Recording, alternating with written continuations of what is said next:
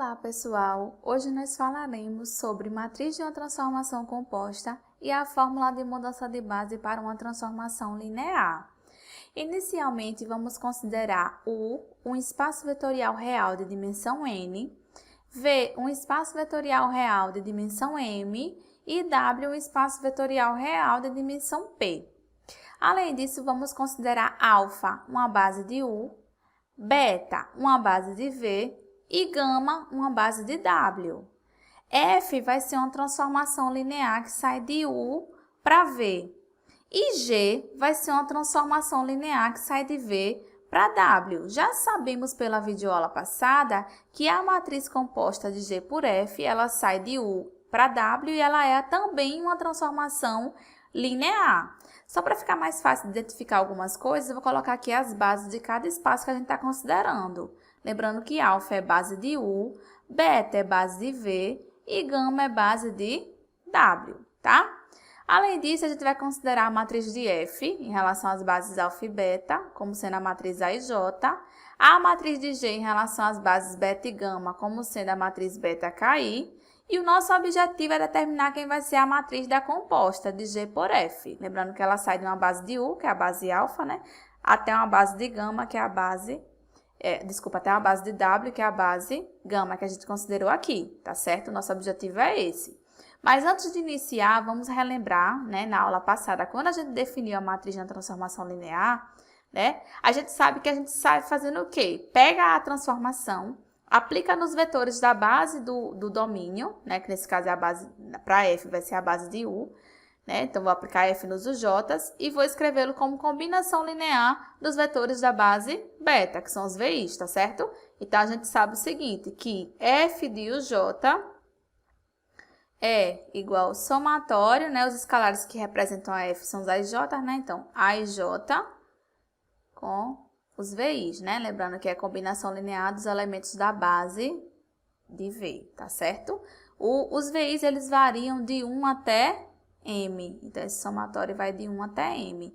Lembrando que esse segundo índice aqui dos escalares combina com o índice aqui de quem eu estou aplicando a F, e esse primeiro índice, ele é igualzinho ao índice dos vetores que eu estou fazendo a combinação linear.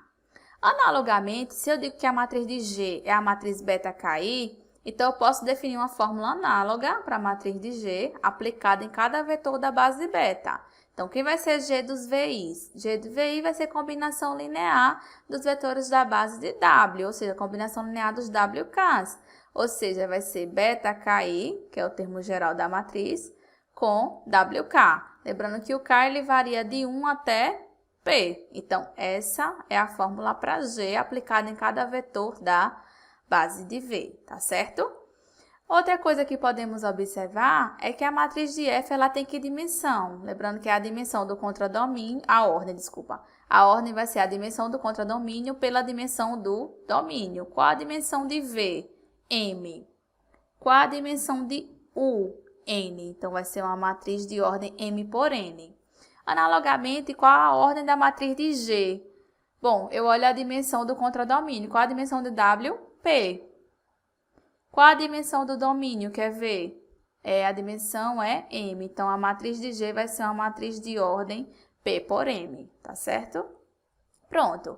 Então, para eu saber quem vai ser a matriz da composta, com relação às bases alfa e gama, eu pego a composta e aplico nos vetores da base de alfa, na base alfa, e escrevo como combinação linear dos vetores da base gama. Os escalares vão formar o termo geral da matriz da composta, certo? Vamos lá. Então, quem é G bola F aplicado nos vetores da base de U, que é a base alfa? Então, G bola F aplicado em UJ, por definição, é G calculado em F de UJ.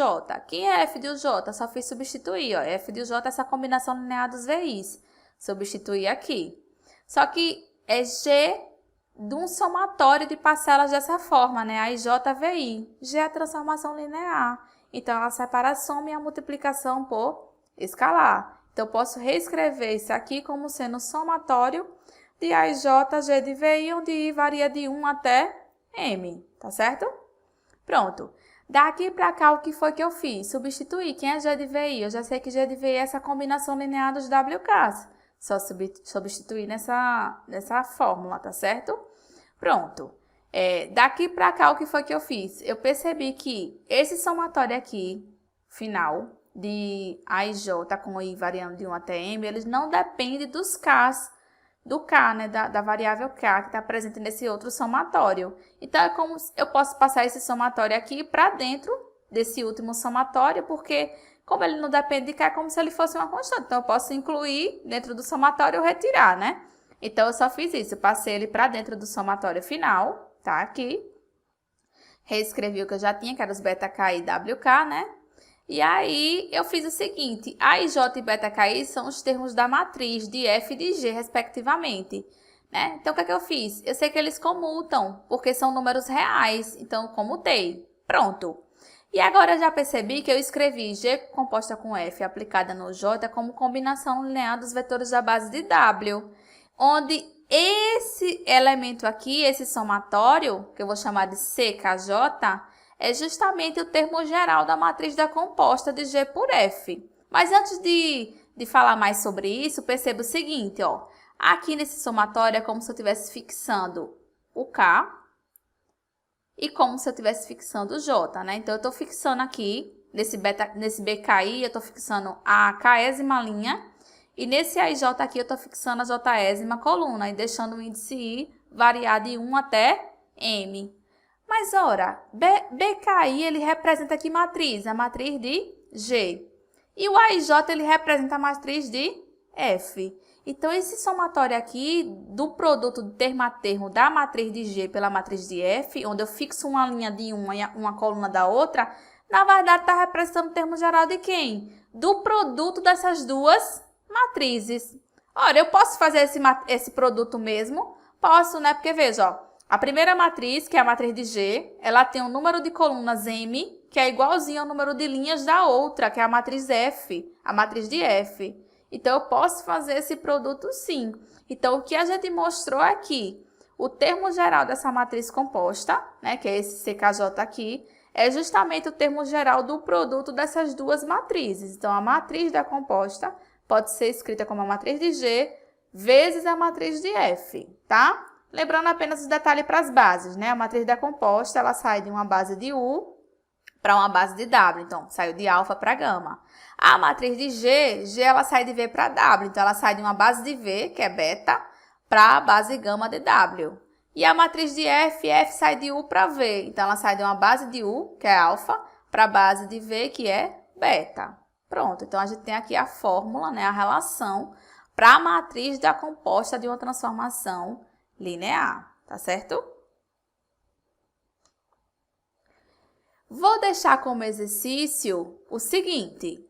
Considere U um espaço vetorial real, alfa uma base de U, formada pelos U's, e I vai ser o operador linear identidade, ele manda um elemento de U nele mesmo. Quero que vocês mostrem que a matriz da transformação do operador linear identidade, né? Em relação à base alfa, como é a mesma base, a gente não vai falar em relação à base alfa e alfa não. Fala apenas em relação à base alfa, certo?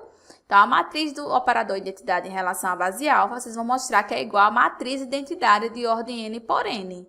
Então, esse é o exercício, tá bom? Pronto. Vamos mostrar agora o corolário 1, que diz o seguinte. Se T de U em V é uma transformação linear inversível, ou seja, uma transformação linear que admite inversa, né? Então, se ela é uma transformação linear que admite inversa, é porque ela é bijetora e também é linear. Uma transformação linear bijetora é o quê? Um isomorfismo. Então, se T de U e V é um isomorfismo e alfa e beta são bases de U e V, respectivamente, a gente vai mostrar que a matriz de T, em relação às bases alfa e beta, também é invertível e a inversa dessa matriz é justamente a matriz da inversa de T, tá? Aí é claro, né? Se T vai de U em V, então a gente sabe que a inversa vai de V em U, tá certo? Então é por isso que quando a gente calcula a matriz da inversa, tem que ir de uma base de V, que a gente está considerando a base de V é beta, né? Então por isso que vem aqui de beta, para uma base de U que a gente considerou como sendo alfa, certo? Pronto. Vamos lá. Suponha que T de U e V é um isomorfismo, né? Que é a hipótese. e alfa e beta são bases de U e V, respectivamente, né? Então, a gente sabe o seguinte, que por ter seu isomorfismo, em particular, ela é bijetora. Se é bijetora, ela admite inversa, ou seja, é inversível, certo? Então, T é inversível, né? E a gente sabe o seguinte, a gente vai usar a fórmula que a gente acabou de aprender de matriz na transformação composta, certo? Então, a gente sabe que a gente quer provar, na verdade, que essa matriz aqui da inversa de T é justamente a inversa da matriz de T. Então, o que é que eu faço? Se eu quero mostrar que ela é inversa, então quando eu fizer o produto da matriz de T pela matriz da inversa, em qualquer um dos lados, né, tanto a esquerda como a direita, tem que dar o resultado à identidade. Então, é o que a gente vai mostrar. Então, foi isso que eu fiz, ó. Peguei aqui a matriz de T e multipliquei a esquerda pela matriz da inversa de T e fui ver o que dava. Só que eu sei que o produto dessas duas matrizes, né, pelo que a gente acabou de ver, é a matriz da composta entre as duas, né? Lembrando o seguinte, né? Aqui eu tenho T, eu sei que vai de U em V.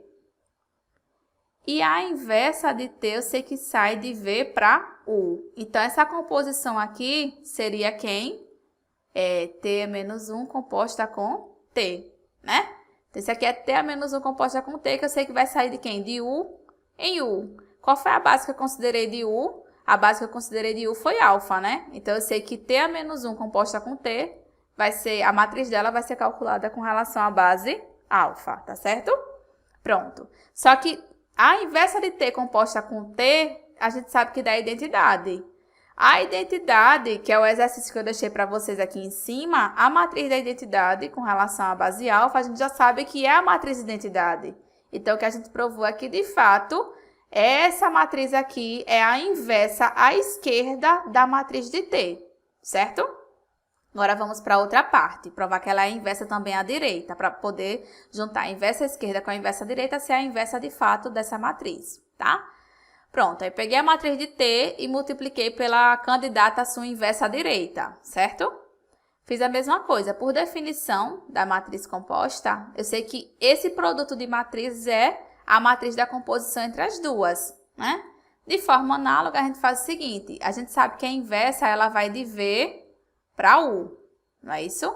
E sabe que T, ela vai de U para V. Então, quem seria essa composição aqui? Essa composição aqui seria T composta com a inversa, né? Então, eu sei que a T composta com a inversa, ela tem que ir de uma base de V numa base de V. Como eu chamei beta da base de V, então ela sai de beta para beta, certo? Então, é T composta, a matriz de T composta com a inversa de T em relação à base beta.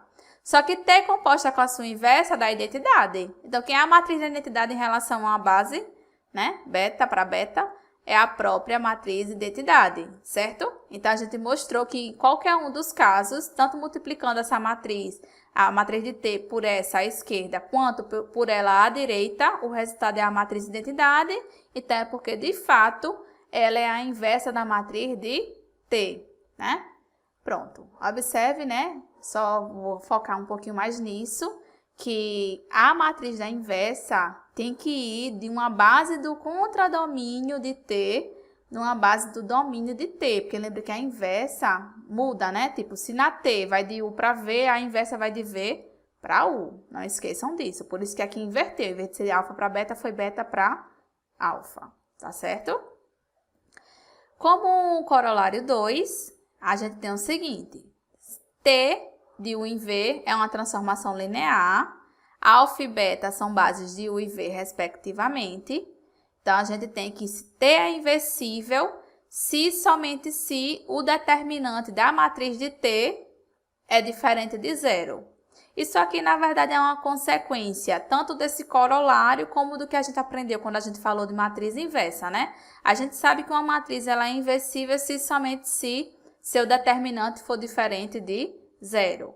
A gente viu aqui nesse corolário também que um isomorfismo, né, que é uma transformação linear, que é bijetora, ou seja, que é inversível, né? A gente sabe que a matriz dela é invertível e sabe até quem é a sua inversa, né?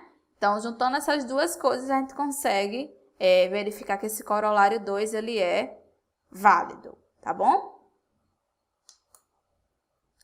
Exercício. Nesse exercício, eu tenho T de R3 em R3, definida por, ela pega uma tripla XYZ e leva em outra tripla x menos y, 2y, y mais z. Eu sei que T, por hipótese, é um isomorfismo, ou seja, uma transformação linear bijetora. Eu posso até falar que é operador linear porque ela sai de R3 nele mesmo, tá? Então, encontre uma matriz que represente a inversa de T e determine qual é a sua regrinha, né? Determine a inversa, certo?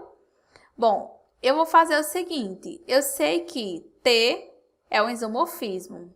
Então, eu sei que a matriz de T é inversível e eu sei que a inversa dela é justamente a matriz da inversa de T. Então, eu faço o seguinte, eu calculo a matriz de T e depois calculo a sua inversa e vou obter uma matriz que represente a inversa, certo? E aí, no final, eu descubro qual é a regrinha da inversa de T. Para isso, eu preciso considerar uma base do domínio e do contradomínio. Como o domínio e o contradomínio são os mesmos, eu vou considerar a base mais tradicional, né? A mais usual, que seria a base canônica do R3. Então, alfa, que é a base canônica do R3, vai servir para mim tanto para ser uma base do domínio, como para ser uma base do contradomínio, porque eles são iguais, ok? Pronto. Então, eu quero a matriz de T em relação a essa base, tá? Então, eu faço o quê? Eu pego T, calculo em cada um dos vetores dessa base e escrevo como combinação linear dos vetores dessa base, porque lembre que ela representa uma base tanto do domínio quanto do contradomínio. Então, vamos lá. Quem é T desse primeiro vetor da base canônica? Por definição, ó, a primeira coordenada seria pegar a coordenada x menos a coordenada y. 1 menos 0, 1. A segunda coordenada seria duplicar a segunda coordenada. 2 vezes 0, 0. E a terceira seria somar as duas últimas. 0 mais 0, 0. Quem é a imagem da tripla 0, 1, 0? De novo, quem é a primeira coordenada da tripla? X menos y. Então, 0 menos 1, menos 1. Quem é a segunda coordenada? O dobro da segunda coordenada. 2 vezes 1, 2. E a terceira é a soma das duas últimas. 1. Quem é a imagem dessa tripla 0, 0, 1? Ó, na primeira coordenada é x menos y, né? 0 menos 0, 0. Na segunda coordenada é o dobro da segunda. 2 vezes 0, 0. Na terceira coordenada é y mais z. 0 mais 1, 1. Pronto, agora é só reescrever cada um desses vetores como combinação linear da base canônica de R3. Bom, esse vetor aqui, eu sei que ele se escreve como 1 vezes o primeiro vetor, mais 0 vezes o segundo, mais 0 vezes o terceiro. Esse vetor aqui se escreve como menos 1 vezes o primeiro vetor, mais 2 vezes o segundo, mais 1 vezes o terceiro. E esse último vetor se escreve como 0 vezes o primeiro, mais 0 vezes o segundo, mais 1 vezes o terceiro. Pronto, agora eu já consigo formar a matriz de T em relação a essa base. Como é que fica essa matriz? Primeiro, os escalares que representam a primeira coluna dessa matriz vão ser esses aqui, ó. 1, 0, 0. Pronto, primeira coluna da matriz. Segunda equação, eu tenho os escalares que vão representar a segunda coluna da matriz. Menos 1, 2, 1. Menos 1, 2, 1. E a última equação vai dar, os escalares vão representar a terceira coluna da matriz. Então, 0, 0, 1, 0, 0, 1. Pronto, encontrei a matriz de T. Encontrada a matriz de T, eu calculo a sua inversa para poder obter a matriz da inversa de T, tá certo? Como T vai de R3 para R3, a inversa também vai ter que sair de R3 para R3. E aí, quando eu inverto essas bases, né, alfa com alfa, continua indo de alfa para alfa. Então, vamos lá. Peguei essa matriz, coloquei aqui no canto esquerdo. Do lado, eu coloquei a matriz de identidade. Trabalhei as operações elementares até chegar na matriz de identidade do lado esquerdo. E a matriz que aparecer do lado direito vai ter que ser a inversa de T, tá certo? Então, vamos lá. Peguei a linha 3 e troquei por linha 3 menos meio da linha 2. Então, linha 3 menos meio da linha 2 dá 0 menos meio vezes 0, 0. 1 menos meio vezes 2, 0. 1 menos meio vezes 0, 1. 0 menos meio vezes 0, 0. 0 menos meio vezes 1, menos meio. 1 menos meio vezes 0, 1. Pronto. Na linha 1 eu fiz o quê? Linha 1, troquei por linha 1 mais meio da linha 2. 1 mais meio vezes 0, 1. Menos 1 mais meio vezes 2, 0. 0 mais meio vezes 0, 0. 1 mais meio vezes 0, 1. 0 mais meio vezes 1, meio. 0 mais meio vezes 0, 0. Pronto. Daqui para o próximo passo, eu fiz o quê? Multipliquei a linha 2 por meio. Então, ficou 0, 1, 0, 0, meio, 0. Pronto. Apareceu a matriz de identidade do lado esquerdo, então a matriz do lado direito é a matriz da inversa de t. Pronto. Então, essa é a matriz da inversa de t com relação à base alfa. Encontrei uma matriz que represente a inversa de t. Veja que na questão ele diz, encontre uma matriz que represente a inversa de t. Por quê? Porque dependendo da base que eu considero, eu posso encontrar uma matriz diferente que representa a inversa, tá certo? Pronto. Falta mostrar o quê, pessoal? Na verdade, falta determinar qual é a regrinha da inversa, né? Vamos lá. Bom, a gente já sabe que a matriz da inversa de t com relação à base alfa é essa. Então, eu vou utilizar o que eu tenho para chegar na regrinha da inversa. Então, por definição de matriz de uma transformação linear, isso aqui é a inversa de t aplicada em cada vetor da base alfa, escrita como combinação linear dos vetores da base alfa. Lembrando que as colunas dessa matriz representam os escalares da equação, das equações que aparecem, né? Então, a inversa de t aplicada no primeiro vetor da base alfa vai ser 1 vezes o primeiro vetor da base alfa, mais 0 vezes o segundo vetor, mais 0 vezes o terceiro vetor da base alfa. Somo. Quanto é que dá isso? Aqui é 0, 0, né? Então, sobra só o vetor 1, 0, 0. Pronto. Que é a imagem, né, da inversa de t aplicada em 0, 1, 0, que é o segundo vetor da base alfa. Vai ser meio vezes o primeiro vetor, mais meio vezes o segundo, menos meio vezes o terceiro. Somo tudo. Quanto é que dá essa soma? Na primeira coordenada tem meio, 0, 0, meio, né? Na segunda coordenada tem 0, meio, 0, meio, né?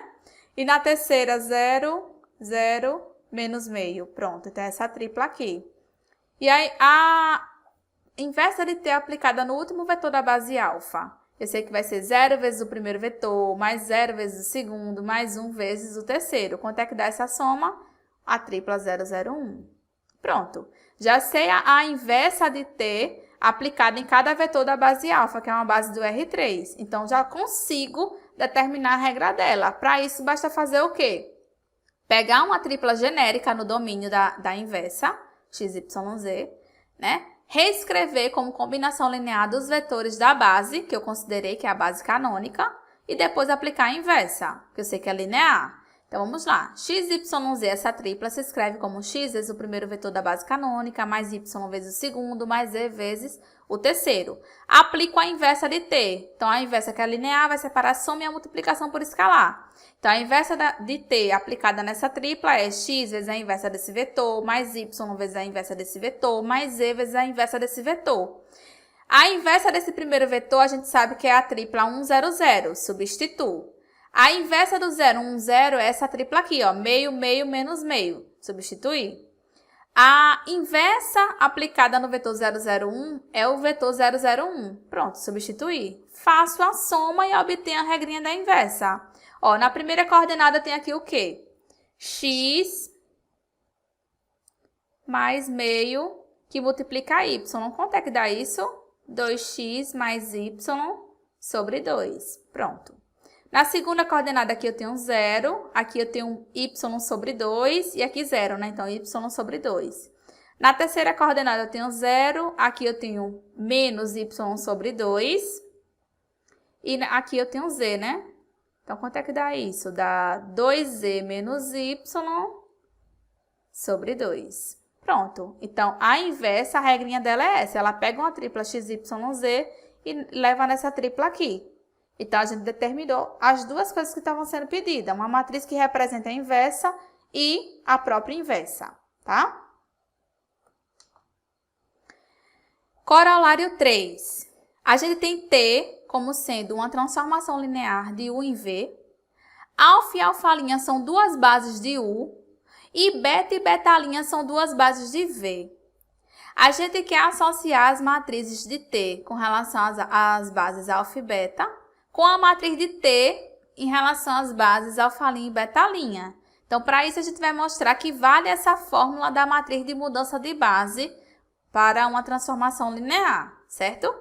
Pronto, para mostrar que isso aqui vale, aí a gente constrói um diagramazinho, né? Onde a gente coloca aqui, tem muitas letrinhas, mas eu vou explicar tudo.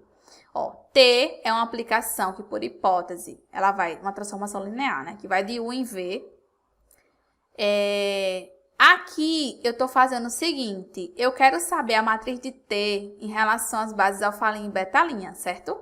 Veja, aqui eu coloquei dos lados as bases que eu estou considerando para ficar mais fácil de identificar o que eu quero mostrar. Aqui em cima, eu estou considerando T de U e V, e as bases que eu considero é a base alfa de U e beta de V.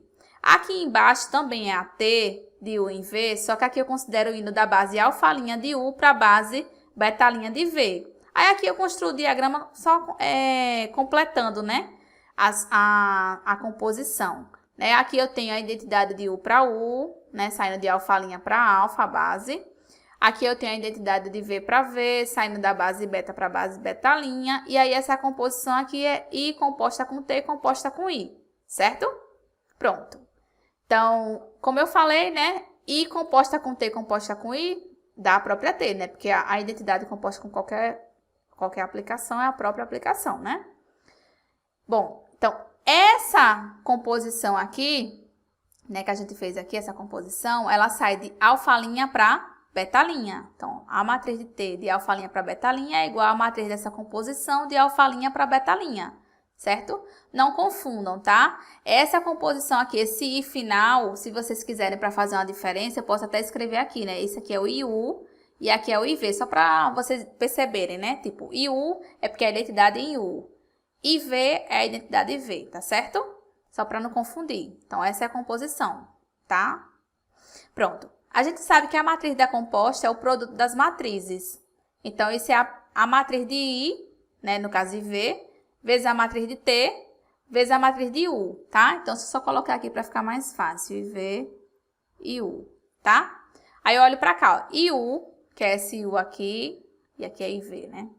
IU, ela sai da base alfalinha para a base alfa, certo? Então, de alfalinha para alfa. A T a gente sabe que sai de alfa para beta, tá aqui. E aí, a IV, que eu chamei de IV, né? Ela sai de beta para betalinha. Pronto. Então, eu tenho essa relação aqui. Que era o que eu queria mostrar, que a matriz de T, com relação às bases alfalinha e betalinha, é esse produto. Pronto. Mostramos. Então, toda vez que a gente quiser usar a fórmula de mudança de base para uma transformação linear, a gente constrói primeiro o diagrama, que aí fica mais fácil chegar na fórmula, certo? Pronto. Aí, em particular, aí demonstramos já o que a gente queria. Mas, em particular, vale esse corolário para um operador linear. Aqui foi para uma transformação linear qualquer, T de U em V, né? Mas eu posso querer um caso particular onde eu tenha um operador linear, né? T indo de U para U. Tá? Então, se T vai de U para U, então aqui todo mundo é U, né? Eu quero o seguinte, eu quero sair da matriz de T, certo? Que eu conheço a matriz de T com relação à base alfa, né? Sai de alfa para alfa. Eu quero saber a matriz de T da base beta para beta. Vou mudar a base, tá? Então, do mesmo jeito que a gente fez aqui em cima, né? Essa composição aqui, né? I composta com T composta com I, é a própria T, certo? E essa composição que a gente fez, ela sai de beta para beta. Então, essa é a matriz de T com relação à base beta. Pronto. Essa matriz decomposta é o produto das matrizes, né? Lembrando aqui o seguinte, né? Essa matriz final, na verdade, é a matriz dessa operação aqui inicial, dessa aplicação, que ela sai de beta para alfa. De beta para alfa. T, ela sai de alfa para alfa. De alfa para alfa. E a próxima I, ela sai de alfa para beta. Pronto. Tá aqui. Encontramos a fórmula agora reduzida para um operador linear. Certo? Então, é assim que a gente vai proceder nos exercícios. Tá?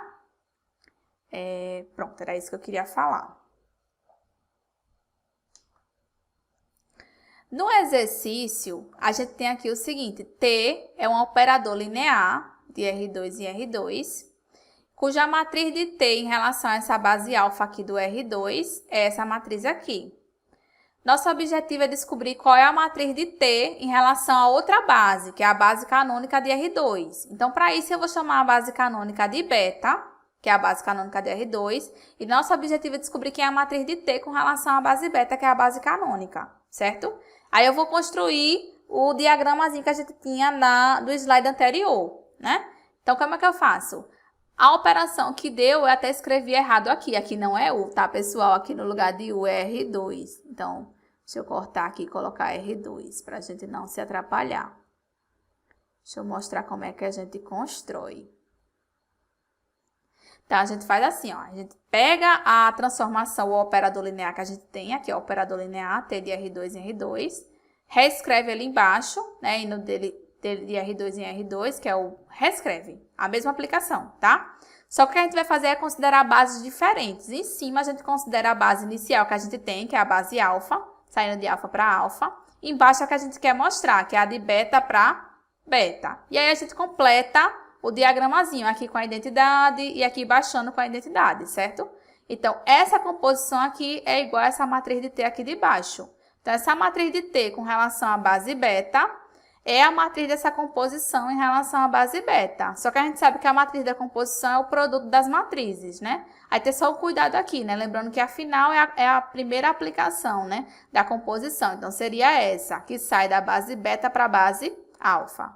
Beta para alfa. T vai de alfa para alfa, tá aqui. E I vai de alfa para beta, tá aqui. Pronto. Aí é só calcular cada uma dessas matrizes, faz o produto e tem o que a gente queria, que é a matriz de T em relação à base beta, que é a base canônica de R2, tá? Ah, uma observação que eu até não comentei no slide anterior, né? No caso de operadores lineares, no final, sempre a gente encontra aqui a matriz de mudança de base, né? Porque a gente sabe que quando a transformação linear, operador e identidade, se reduz ao caso da matriz de mudança de base, né? Então, como a gente viu que a matriz de mudança de base, a sua inversa é só inverter as bases, então, observe que essa matriz aqui é a inversa dessa e vice-versa, né? Então, isso aqui é igual à inversa dessa matriz aqui de mudança de base. Então, se eu calculei essa daqui, por exemplo, para encontrar essa, eu faço o quê? Calculo a inversa dela. É uma forma, né? A outra forma é via definição, calcular a matriz de mudança de base mesmo, tá? Pronto. Então, aqui, na verdade, aqui no exercício, eu escolhi fazer até o contrário, né? Deixa eu até apagar e fazer, porque como eu disse que uma é inversa da outra, tanto faz quem a gente escolhe, né? Então, eu escolhi aqui no exercício, né, calcular I de alfa para beta, eu escolhi calcular essa. E essa daqui, eu sei que é a inversa dela, né? Então, isso aqui eu posso escrever que é a inversa da matriz de mudança de base de alfa para beta. Pronto. Por quê? Porque beta é a base canônica, então é mais fácil calcular essa matriz aqui, né? Pega os vetores da base alfa, escreve como combinação linear dos vetores da base canônica e já forma essa matriz, né? Então fica mais fácil. Então vamos lá. Para calcular essa matriz, como eu falei, eu pego os vetores da base alfa, que é esse, e escrevo como combinação linear dos vetores da base canônica. Então, esse vetor é 1 vezes o primeiro vetor, mais 1 vezes o segundo. Esse daqui é 1 vezes o primeiro vetor, menos 1 vezes o segundo. E aí, a matriz de mudança de base de alfa para beta é quem? Primeira coluna, 1, tá aqui. E a segunda coluna, 1 menos 1. Pronto, escrevi a matriz de mudança de base de alfa para beta. Para encontrar de beta para alfa, é só calcular a inversa dessa matriz aqui, que foi o que eu fiz, né? Peguei essa matriz, coloquei do lado esquerdo, coloquei a identidade do lado direito, operacionalizei até que essa matriz do lado esquerdo se tornasse equivalente à identidade, certo? A primeira operação que eu fiz foi trocar a linha 2 por linha 2 menos linha 1. Linha 2 menos linha 1, 1 menos 1, 0. Menos 1 menos 1 menos 2, 0 menos 1 menos 1, 1 menos 0, 1. Próximo passo eu fiz o quê? Linha 1 mais meio da linha 2. Então fica 1 mais meio vezes 0, 1. 1 mais meio vezes menos 2, 0. 1 mais meio vezes menos 1 dá 1 menos meio, né? Que é igual a meio. Pronto. Tá ali escrito. E 0 mais meio vezes 1, que é meio, né? Pronto. Aqui eu fiz o quê? Multipliquei a linha 2 por menos meio. Então, fica 0, 1, meio e menos meio. Pronto. Então, apareceu a matriz de identidade do lado esquerdo. Então, a matriz do lado direito é a inversa dessa matriz aqui. Se ela é a inversa dessa matriz, é porque é a matriz de mudança de base de beta para alfa. Então, olha, eu já tenho a matriz de mudança de base da base beta para alfa, tenho a matriz de mudança de base da base alfa para beta e tenho, por hipótese, a matriz de T com relação à base alfa. É só substituir aqui nessa fórmula. E aí eu vou ter a matriz de T com relação à base beta. Então, no próximo slide, vamos fazer isso.